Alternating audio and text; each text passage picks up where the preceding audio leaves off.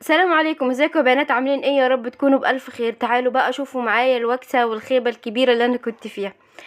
قلت اعمل بقى فطير مشلتت وهعمله بطريقة جديدة وحلوة واول مرة اعملها على القناة.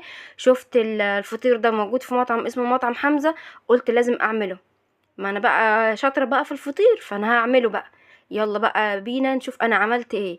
جبت الدقيق بتاعي وعجنت العجينة، والعجينة كانت ما شاء الله وبتتفرد معايا حلو، وعملت الفطيرة زي ما شفتها في المطعم بالظبط. بعدين جيت اسوي، لقيت الفطير بينطر كده السمن بتاعه، وطلع الفطير معايا آه ايه مجلد. طب يا ربي، طب مين ايه؟ طيب ايه اللي حصل؟ ايه السر في ان الفطير طلع معايا المره دي كده؟ عمره ما بيطلع معايا كده. طب ايه السر؟ لا، فضلت وراه لحد ما عرفت السر. السر في ان انا كنت الدقيق اللي انا بستعمله دقيق السلام، زي ما احنا عارفين ومتعودين. كل المخبوزات بتاعتي وكل والفطير بعمله يا اما بدقيق الكوثر يا اما بدقيق السلام. استعملت المرة دي دقيق السلام، بس كنت بحط بقى معاه دقيق غلة من الغلة من عند بابا، بس المرة دي ما كانش عندي، فحطيت معاه دقيق غلة كان من عند حماتي الله يرحمها. دي كان من قديم، فعشان كده بوظ لي العجينة. بص الفطيرة عاملة ازاي، شكلها باين عليه حتى ان هي مجلدة. يعني انا كنت ممكن ما اظهر لكيش الجزء ده وابدا على طول في الجزء التاني. بصي حتى هو سخن ماشي، مش قادرة اقطعها، بس هي شكلها اصلا مجلد. بصي حتى ما بتقطعش معايا. فانت خلي بالك الدقيق بتاعك لازم يكون دقيق لسه جديد، عشان ما تبوظيش العجينة وما يهدرش معاكي. يلا بينا نسمي الله ونصلي على رسول الله ونشوف بقى احنا عملنا ايه في الفيديو الجديد. اللهم صل وسلم وبارك على سيدنا محمد وعلى اله وصحبه وسلم اجمعين. يلا بينا نبدأ الفيديو. جبت دقيق السلام الكيلو، وما كانش عندي طبعا دي زي ما قلت لكم، ما عنديش دقيق غله، لسه ما جبتش من عند بابا الصراحه. فقلت خلاص هجرب الدقيق لوحده. دقيق الغله يا بنات لما بيتحط مع دقيق اللي هو المخبوزات، او الدقيق اللي هو خاص بالفطير، بيديله طراوه، بيبقى طعمه حلو وبيديله ريحه حلوه. اهم حاجه يكون دقيق الغله مطحون على العلامه الاولى، اول علامه احنا بنطحن عليها يعني. ف... فبيبقى معاك الفطير بيطلع حلو جدا. تمام، احنا عملنا مع بعض قبل كده العجينة، بس هنقولها مرة تاني. كيلو الدقيق ليه معلقتين سكر كبار، ليه معلقة صغيرة ملح. بدوبهم كده في المية وانزل بالمية بتاعتي شوية بشوية. حطيت اول حاجة حطيتها كوبايتين مية، وبعد كده نزلت بالكوباية التالتة شوية بشوية لحد لما اخدت معايا الكوباية لحد الاخر. يعني الكيلو الدقيق اخد معايا 3 كوبايات بالظبط. افضل اعجن بقى في الدقيق في العجينة كده لحد لما تنعم معايا زي ما وريتها لك كده، ناعمة خالص. سبتها ارتاحت لمدة نص ساعة، وبعد كده ابدأ بقى اقطعها المرة دي على زيت. دهنت الصواني بتاعتي زيت، وبعد كده قطعت العجينة بتاعتي ل 14 كورة. دهنت وشهم زيت، وبعد كده هغطيهم واسيبهم لمدة نص ساعة تاني لحد لما ترتاح معايا العجينة. كل ما هتخدمي العجينة بتاعتك وتريحيها، كل ما هيطلع معاك الفطير حلو جدا. تمام، خلاص كده العجينة بتاعتي ارتاحت. عرفتها ازاي ان هي ارتاحت؟ بصي لما بحط ايدي كده في العجينة ما بتردش معايا، بتفضل ثابتة زي ما هي. بعد ما اتاكدت كده ان العجينه بتاعتي ارتاحت، هبدا بقى اشتغل فيها. جبت السمنه بتاعتي مسيحاها، والسمنه ما تكونش سخنه، علشان لو السمنه بتاعتك سخنه هتقطع معاكي العجين. السمنه يا دوب تقدري كده ايه، تحسي ان انت ايديك تقدر تستحمل السمنه لما تحطيها فيها. دهنت كده قدام مني بالسمنه، وبعد كده هبدا اجيب بقى حته العجينه بتاعتي. وخلي بالك ان انت تبداي بايه، باول حاجه انت قطعتيها. تمام، اول حاجه تكون ارتاحت معاكي. بص العجينه لما مخدومه كويس ومرتاحه كويس، العجينه بتفرد معايا، ما بترجعش تلم وما بتكشش. ابدا بقى افرد كده، ادهن الوش بتاعها سمنه كده علشان تبقى سهله معايا في الفرد. كل ما تحطي عليها سمنه من فوق بتبقى سهله معاكي. ابدا بقى كده اسحب من جوه لبره من جوه لبره، واتك بقى على الاطراف بتاعتها. اهم حاجه الطروف، لان جوه في النص لما تيجي تشدي العجينه وتفرديها وتعملي لها عمليه تهويه كده، ف من جوه في النص بيرق معاكي، مش محتاجه ان انت ترققي اكتر من كده. بصي كل ما بشد العجينه بتتشد معايا عادي وما بتتقطعش، ما تخافيش. كل ما العجينه بتاعتك تبقى حلوه ومخدومه كويس، هتلاقي العجينه بتاعتك مش هتتقطع معاكي، حتى لو اتقطعت هتبقى حاجه بسيطه وما تخافيش منها. اهم حاجه زي ما قلنا كده الطروف، هتفضلي تشدي فيها كده لحد لما تشوفي. بصي انا بشوف بصي اللون ظاهر من تحت. بصي لما كمان العباية جت، ظل العباية جه على العجينة، ظهر اللون بتاعه من تحت. ابدأ بقى اشد برضو معايا الاطراف، اهم حاجة الاطراف يا بنات. احط بقى السمنة بتاعتي، اديها شوية سمنة، وبعد كده هبدأ بقى اطبق العجينة بتاعتي. هطبقها ازاي؟ هطبقها كل طرف او كل ناحية، اتنيها كده، وكل ما هتنيها بصي لما حتى لو هي صغيرة هتشديها، افردي معايا، هتفردي.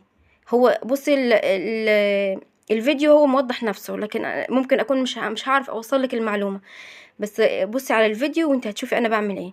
لما بشد كده انا بشد في العجينة نفسها، فبتفرد معايا وبترقى اكتر.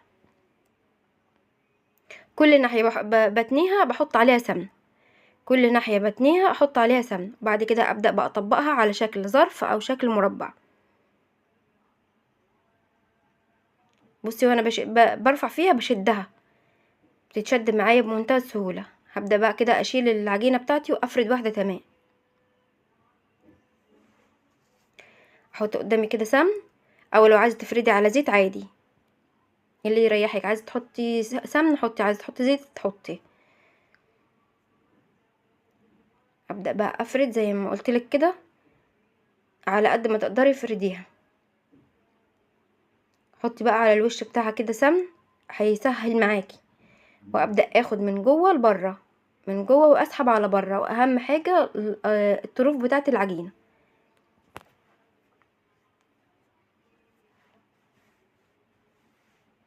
وابدأ بقى اشد، من امسك طرف العجينة كده واشد واهويه. الهواء اللي بيدخل للعجينة، بصي زي ما بقولك كده كده اهو، بشد بمسك الطرف بتاعه واشده. الهواء اللي بيدخل في العجينة من جوه هو ده اللي بيخلي العجينة بتاعتك لما تدخل الفرن بتتنفخ، وبيبقى الطبقات بتاعتها مورقة من جوه. السمنة والهواء اللي بيدخل فيها بيعمل عملية توريق كده للطبقات بتاعة الفطيرة. في الوقت ده لو انت عايزة تعمليها، تخلي الفطيرة بتاعتك تبقى خفيفة والرقات بتاعتها ما تبقاش كتيرة قوي، حط الحشوة بتاعتك وطبقيها زي ما هوريكي في اخر الفيديو. لكن لو انت عايزة تخلي فيها طبقات كتيرة، والواحد مثلا ياخد واحدة كده من الملفوفة دي تشبعه، اعمليها وكملي زي ما هوريكي في اخر الفيديو بالظبط. حط بقى سمنة، وبعد كده ابدأ اطبق الاطراف بتاعتها، كل ناحية اتنيها، وبعد كده ابدأ اشد افردها معايا، واحط عليها سمنة، اخد الناحية التانية واطبقها عليها، والناحية اللي تانيتها احط برضو عليها سمنة. وانا بفرد زي ما بقولك كده، وانا بطبق بشد في العجينة وبتفرد معايا. هبدأ بقى اتنيها كده واطبقها ظرف او مربع. اخد بقى العجينة بتاعتي واركنها، اكمل بقى كمية العجين بتاعتي ال14 كورة. وبعد كده لحد لما يرتاحوا شوية، عبال ما اكون خلصت الاخيرة تكون الاولانية ارتاحت، ابدأ بقى اعمل، هوريكي ازاي هعمل الملفوفة. اخد اول واحدة كده ارتاحت معايا، هي مش محتاجة ان انا ابططها ولا اي حاجة، هي خلاص هي ارتاحت، يعني بقت حلوة. احط الحشوة بتاعتي، عايزة تحطي لحمة مفرومة، عايزة تحطي فراخ، عايزة تحطي جبن، اي حاجة انت عايزة تحطيها حطيها. عايزة تعمليها حلو وتحطي فيها مهلبية برضو عادي. لكن الصراحة ما كانش عندي اللحمة مفرومة، فعملتها كبد وقوانص، فرمتها وبعد كده اشتغلتها زي اللحمة المفرومة بالظبط. هي طبعا مش هتديكي طعم اللحمه المفرومه، بس حلوه وبتوفر. حطيت كده الكبد والقوانص، وبعد كده حطيت عليها البطاطس، وحطيت الجبنه الموتزاريلا، وبدات الف في العجينه بتاعتي. هنعمل واحده كمان مع بعض. ادهن قدام مني سمنه علشان ما تلزقش معايا، واجيب بقى العجينه بتاعتي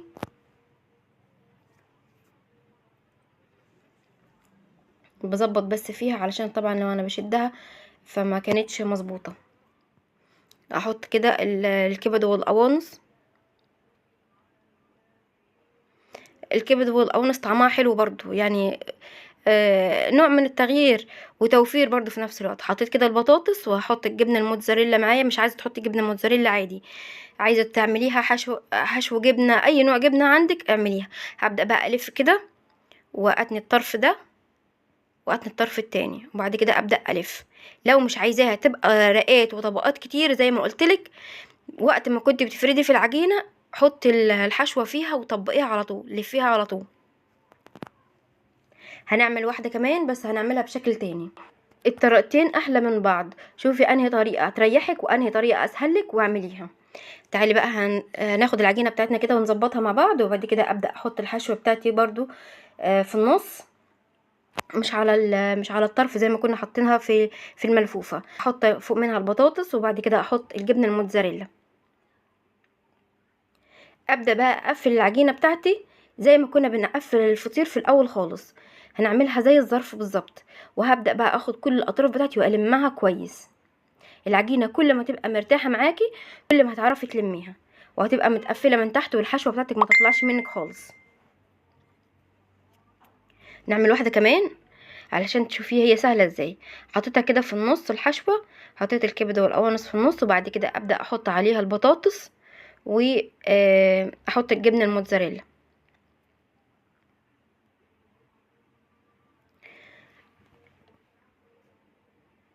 لو عايزة تسوي في الفرن سويه عادي، لو عايزة تسوي على الطاسة برضو مفيش مشكلة، بيتسوى معاكي عادي.